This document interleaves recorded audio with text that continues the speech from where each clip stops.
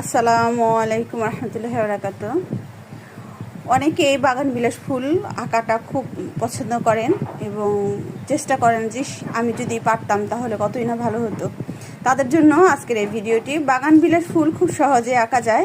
এই যে এখানে আমি বাগান বিলাসের 3টা পাতা দিয়ে নিচ্ছি, একটু আঁকা বাঁকা করে একটা পাতা দিচ্ছি, একটা সোজা দিচ্ছি আর একটা এরকম করে দিচ্ছি, যাতে বোঝা যায় যে পাপড়িগুলো, বাগান বিলাসের পাপড়িগুলোর একটু কুচকানো ভাবটা থাকে। তো যারা যারা পারেন তারা এভাবে দিতে পারেন, আবার না হয় একদম সোজা করেও দিতে পারেন, যাতে বাগান বিলাসের পাতাগুলো বোঝা গেলেই হয়।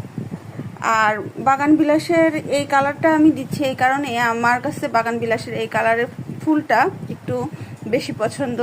তো ক্রিম কালার, অফ হোয়াইট আর কি, ক্রিম কালার শাড়ির উপরে এই ম্যাজেন্ডা প্লাস হচ্ছে বেগুনি কালার একটু মিশিয়ে রংটা করছি যাতে ভালো লাগে। তো একই হিসাবে আমি কিছু পাতা দিয়ে নিলাম, অলিভ কালার বা সিদ্ধ জলপাই কালারের পাতা দিয়ে নিলাম একটু কুকরানো কুকরানো ভাবে। তারপরে দিয়ে নিচ্ছি কেশর, যেটা পাপড়ির মধ্যে থাকে, তিনটা থাকে, 5টা থাকে। তো এই পাতার কালারটা দিয়েই আমি কেশরটা দিয়ে নিচ্ছি, এরকম 3টা করে লম্বা লম্বা দাগ দিয়ে দিচ্ছি, যাতে এখান থেকে বুঝতে সুবিধা হয় যেভাবে। তো দিয়ে নিলাম।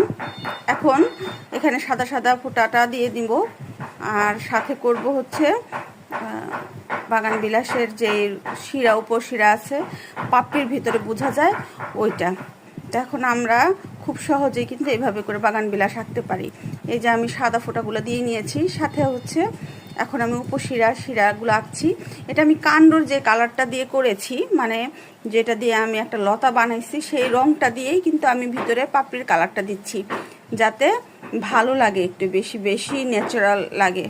তো কেউ আবার এটা ইচ্ছে করলে পাপড়ির যে কালারটা আছে সেই কালারের থেকে একটু গাঢ় ডার্ক করে দিয়ে দিতে পারেন।